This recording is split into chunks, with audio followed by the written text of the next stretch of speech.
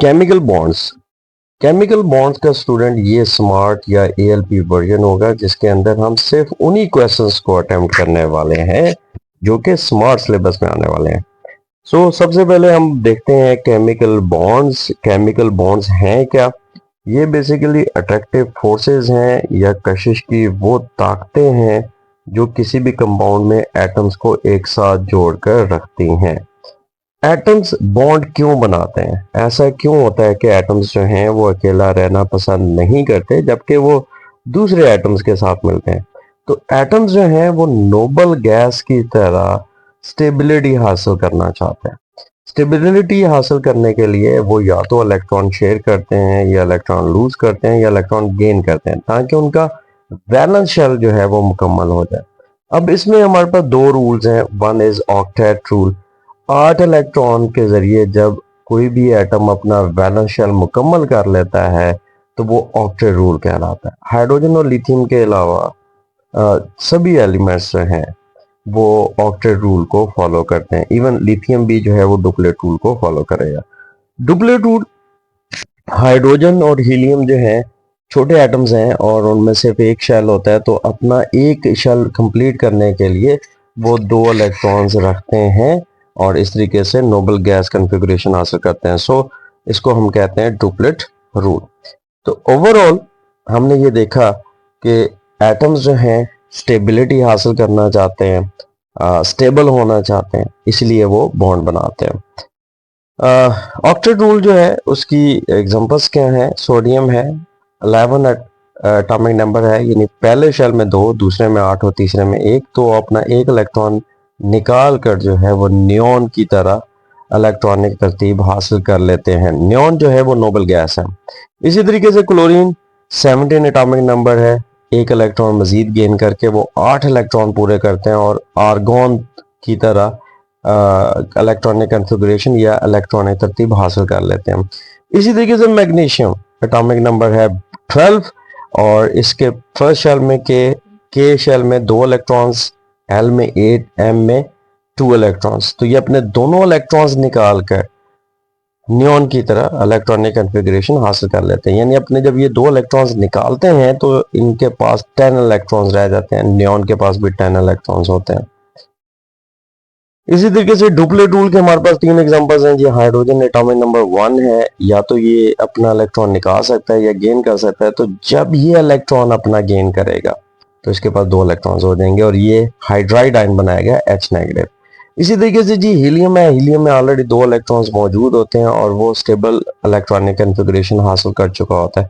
Lithium atomic number है 3, तो अपना वैलेंस शेल एक इलेक्ट्रॉन निकाल देते हैं and that is why lithium positive बन जाता है और इसमें 2 इलेक्ट्रॉन रह जाते हैं जो कि पहले शेल में मौजूद होते हैं। इसी तरीके से हीलियम की इलेक्ट्रॉनिक कॉन्फ़िगरेशन वो हासिल करते हैं।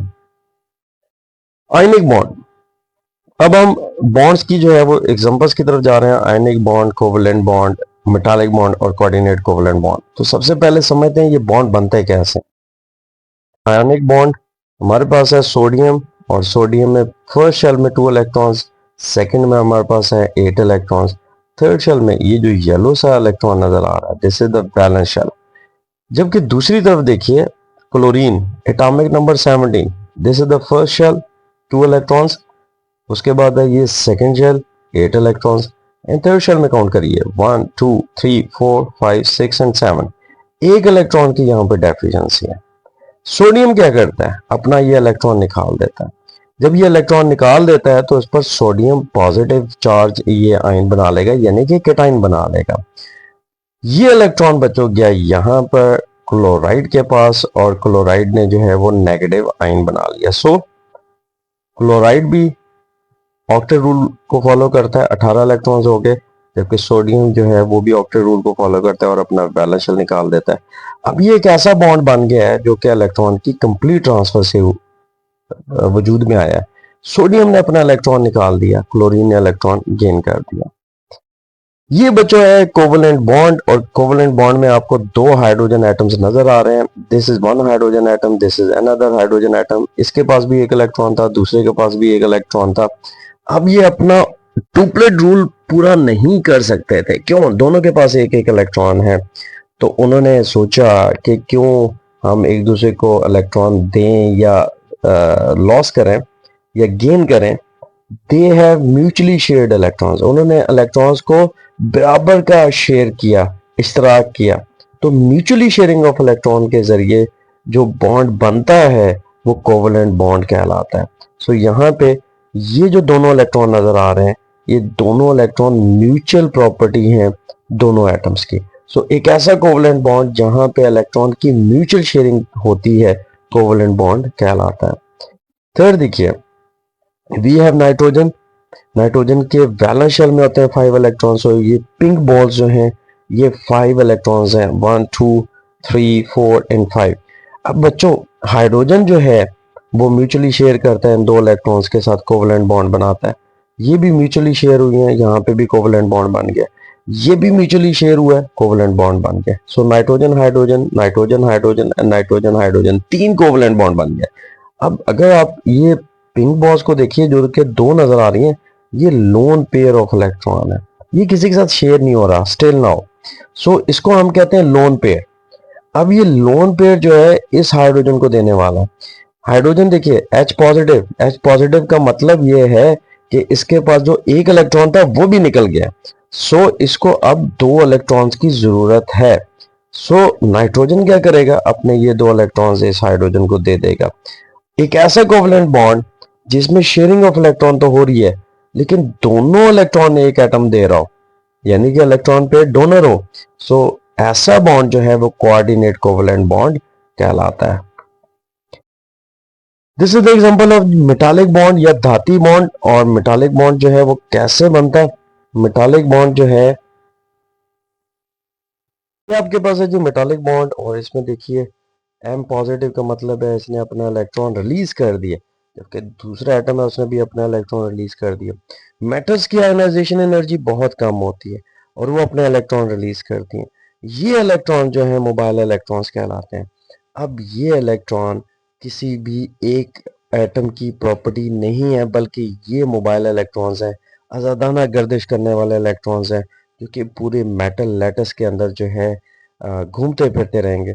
अब अगर आप एक एटम को देखिए जिसके ऊपर पॉजिटिव चार्ज है, दूसरा एटम ये भी पॉजिटिव चार्ज है, ये भी पॉजिटिव चार्ज है।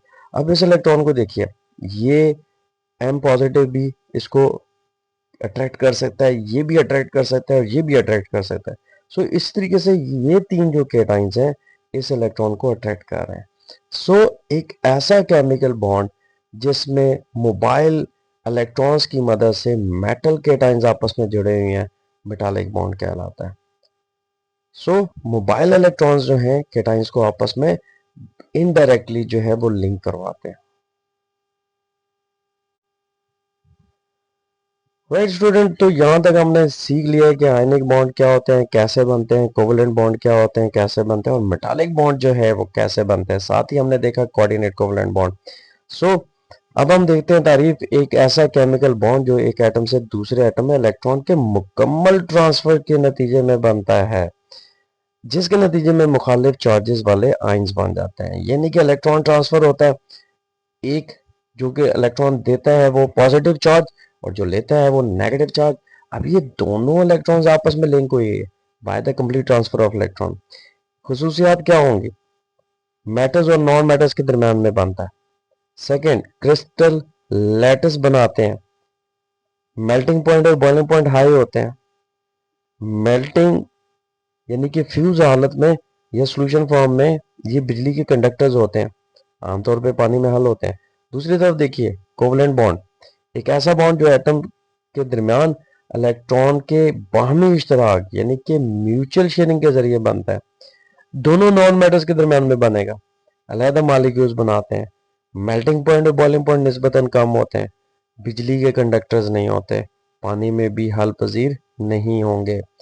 मेटालिक बॉन्ड एक ऐसा बॉन्ड जो मुस्बत चार्ज, धाती आयन और डीलोकलाइज इलेक्ट्रॉन के समंदर के दरमियान कशिश से बनता है। यानी कि जो मोबाइल इलेक्ट्रॉन्स हैं वो तेजी से गर्दिश कर रहे हैं, वो तेजी से हरकत कर रहे हैं, और हरकत करते हुए ये मोबाइल इलेक्ट्रॉन्स एक क्लाउड बनाते हैं जिसको इलेक्ट्रॉनिक क्लाउड कहते हैं, या एक सी ऑफ इलेक्ट्रॉन बनाते हैं। उसके अंदर जो है वो मेटल कैटाइंस जो हैं वो आपस में जुड़े हुए होते हैं। खुसूसियात देखिए, मेटल एटम्स के दरमियान में बनता है, डक्टाइल और मैलिएबल होते हैं, बिजली और हीट के अच्छे कंडक्टर्स होंगे, मेटालिक लस्टर रखते होंगे और मेल्टिंग पॉइंट और बॉइलिंग पॉइंट भी ज्यादा होंगे। So these are the examples, sodium chloride, calcium chloride और मैग्नीशियम क्लोराइड।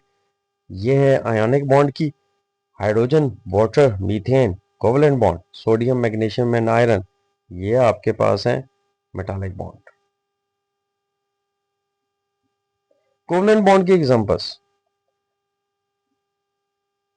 अगर हम दो एटम्स के दरमियान इलेक्ट्रॉन की शेयरिंग करवाएं और उसके जरिए सिर्फ एक बॉन्ड बने तो ये सिंगल कोवलेंट बॉन्ड होगा। सिंगल कोवलेंट बॉन्ड दो एटम्स के दरमियान इलेक्ट्रॉन की एक जोड़े यानी कि mutual sharing of two electrons के जरिए बनता है। एग्जांपल में हमारे पास हाइड्रोजन, HCl और मीथेन।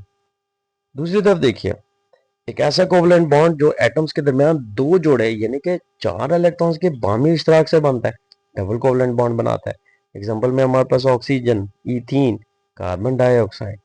ट्रिपल कोवलेंट बॉन्ड, एक ऐसा कोवलेंट बॉन्ड जो दो एटम्स के दरमियान तीन इलेक्ट्रॉनिक जोड़े यानी कि छह इलेक्ट्रॉन्स के बामी इश्तराक से बनता है। ट्रिपल लाइन से हम शो करते हैं, nitrogen, CH triple bond CH, acetylene, और उसके बाद है hydrogen cyanide. Coordinate covalent bond भी हमने देख लिया, एक ऐसा कोवलेंट बॉन्ड जिसमें मुश्तरका जोड़े के दोनों इलेक्ट्रॉन्स एक ही एटम से आते हैं, यानी शेडिंग हो रही है इलेक्ट्रॉन्स की but shared pair of electron एक ही एटम देता है। इसको डेटिव कोवलेंट बॉन्ड के नाम से भी जाना जाता है। एक दफा ये बन गया उसके बाद हम इसको कोवलेंट बॉन्ड ही कंसिडर करेंगे, ये कोवलेंट बॉन्ड ही होता है इनफैक्ट। अमोनियम आयन हमने देखी, हाइड्रोनियम आयन भी हो सकता है जिसमें वाटर अपना लोन पेयर जो है वो H पॉजिटिव को देता है। इसी तरीके से बोरॉन ट्राइफ्लोराइड और अमोनिया कॉम्प्लेक्स, अमोनिया अपना लोन पेयर BF3 को देगा जो कि शॉर्ट ऑफ टू इलेक्ट्रॉन्स होता है। इंटरमॉलिक्यूलर फोर्स, बच्चों इंटर कहते हैं दरमियान में, मॉलिक्यूलर कहते हैं मॉलिक्यूल्स के दरमियान में। तो ऐसी अट्रैक्टिव फोर्सेस जो कि मॉलिक्यूल्स के दरमियान मौजूद होती हैं इंटरमॉलिक्यूलर फोर्सेस कहलाती हैं। ये इंटरमॉलिक्यूलर फोर्सेस जो हैं वो निस्बतन कमजोर फोर्सेस हैं बॉन्ड्स की निस्बत। तो अब हम देखते हैं डाइपोल डाइपोल फोर्सेस, और डाइपोल डाइपोल फोर्स में आपके पास एग्जांपल है HCl की।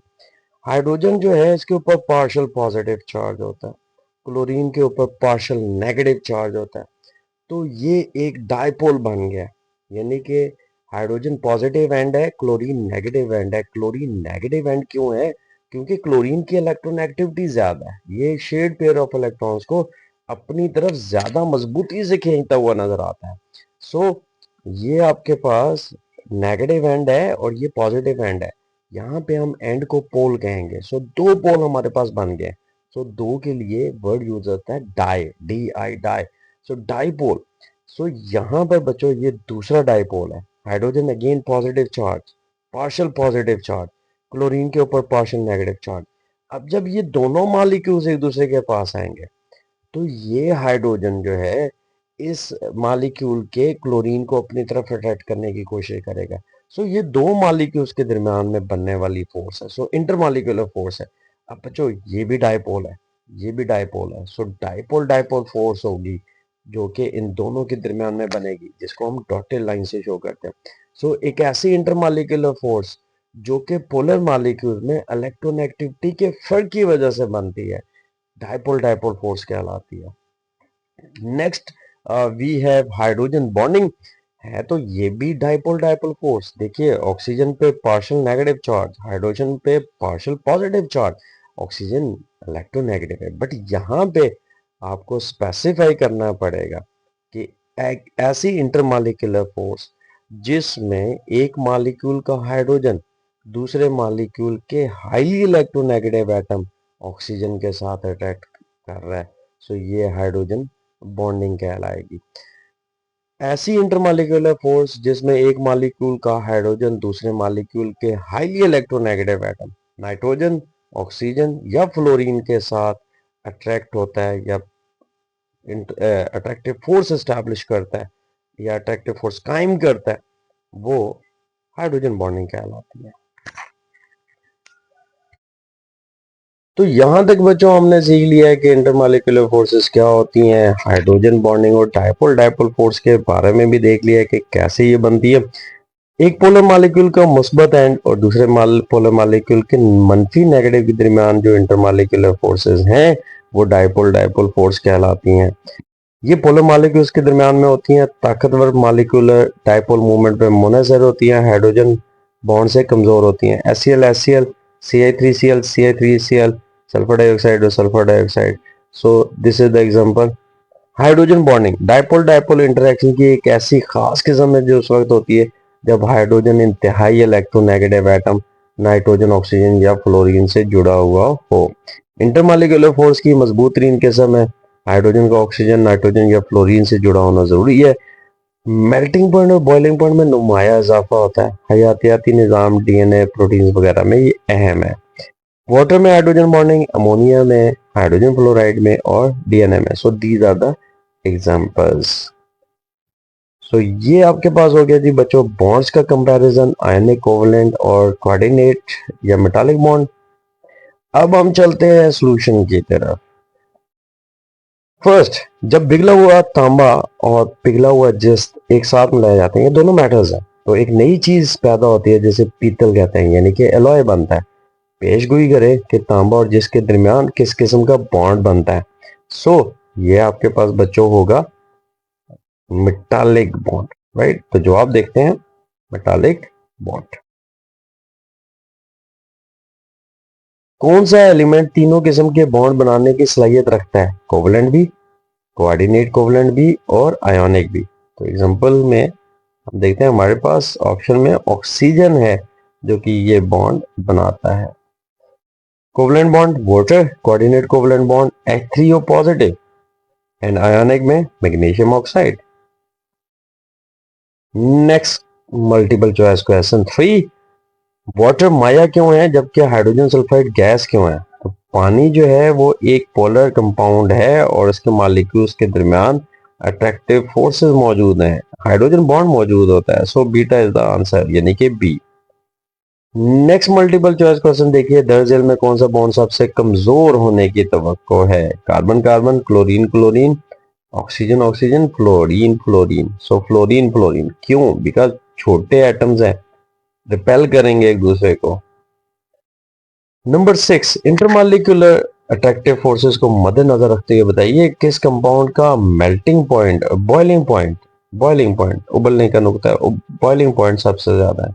Water, hydrogen sulphide HF and NH3। Water because पानी के अंदर हाइड्रोजन बॉन्डिंग मौजूद है एंड एक मॉलिक्यूल जो है वो दो हाइड्रोजन बॉन्ड बनाता है। नेक्स्ट, किस मेटल का मेल्टिंग पॉइंट सबसे कम है? Lithium, sodium, potassium, rubidium. So rubidium सबसे नीचे आती है। सो रुबिडियम जो है उसका मेल्टिंग पॉइंट सबसे कम है क्योंकि उसका एटॉमिक साइज बड़ा है और उसका मेल्टिंग बॉन्ड जो है वो कमजोर होगा। किस आयनिक कंपाउंड का मेल्टिंग पॉइंट जो है वो सबसे ज्यादा है? Sodium chloride, potassium chloride, lithium chloride and rubidium chloride. Answer is lithium chloride because lithium का साइज सबसे छोटा है। नेक्स्ट वी हैव 9 स्किप हो गया, 10 की तरफ हम जा रहे हैं। 10 जल में से किस में डबल बॉन्ड कोवलेंट बॉन्ड मौजूद है? Ethane, carbon, carbon single bond है, methylene, methane in fact that is single bond, ethylene, this is the example, acetylene triple bond. So पहले दो के दरमियान में फर्स्ट बॉन्ड है, उसके बाद जो है वो हमारे पास इथाइलीन में सेकंड बॉन्ड है, डबल बॉन्ड है, एसिटिलीन में ट्रिपल बॉन्ड है। So beta is the, Charlie is the answer, ethylene. Constructed response को असल में देखिए, HF माया है जबकि HCl गैस क्यों है? तो डिपेंड जो है वो इंटरमॉलिक्यूलर फोर्स पे करेगा। HF के मॉलिक्यूल्स के दरमियान मजबूत हाइड्रोजन बॉन्डिंग मौजूद होती है, अभी हमने पढ़ा था, जबकि HCl के अंदर डायपोल डायपोल फोर्स है जो कि इतनी मजबूत नहीं है जैसे कि हाइड्रोजन बॉन्ड होता है। कोवलेंट कंपाउंड्स आमतौर पर पानी में हल क्यों नहीं होते? इसकी रीजन है बिकॉज पानी जो है वो एक पोलर कंपाउंड है, ज्यादातर कोवलेंट कंपाउंड नॉन पोलर होते हैं। तो पहला प्रिंसिपल तो हो गया लाइक डिसॉल्व्स लाइक, तो लाइक डिसॉल्व्स लाइक के मुताबिक ही आपने इसको एक्सप्लेन कर देना। मेटल्स हीट को कैसे कंडक्ट करती हैं? तो मेटल्स में आजाद वैलेंस इलेक्ट्रॉन्स मौजूद होते हैं यही हमने पढ़ा है कि ये जो मोबाइल इलेक्ट्रॉन्स हैं ये हीट को भी और इलेक्ट्रिसिटी को भी कंडक्ट करने की सलाहियत रखते हैं। नाइट्रिक एसिड कितनी ऑक्साइड्स बनाता है? फार्मूलाज और नाम लिखिए। सो ये आपके पास फार्मूलाज हैं जी। Nitrous oxide N2O, nitric oxide NO, nitro nitric oxide twice आ गया, nitrogen dioxide NO2। So these are the examples. मुख्तसर जवाब यानी कि शॉर्ट क्वेश्चंस। किस किस्म के अनासर अपना बैरूनी इलेक्ट्रॉन्स आसानी से खोते हैं और किस किस्म के अनासर इलेक्ट्रॉन आसानी से हासिल करते हैं? तो बच्चों ऐसे एलिमेंट्स जो कि मेटल्स हैं वो अपना इलेक्ट्रॉन इजीली रिलीज कर देते हैं। नॉन मेटल्स जो हैं वो इजीली जो है इलेक्ट्रॉन हासिल करते हैं। एक ऐसे अनासर की मिसाल दें जो क्रिस्टलाइन सॉलिड के तौर पे मौजूद हो और उसके एटम के दरमियान में कोवलेंट बॉन्ड भी मौजूद हो। तो बच्चों ये वाला जो आंसर है इसका है हीरा, डायमंड। डायमंड के अंदर जो है वो कोवलेंट बॉन्ड मौजूद है और ये क्रिस्टल बनाता है। क्या कोऑर्डिनेट कोवलेंट बॉन्ड मजबूत बॉन्ड है?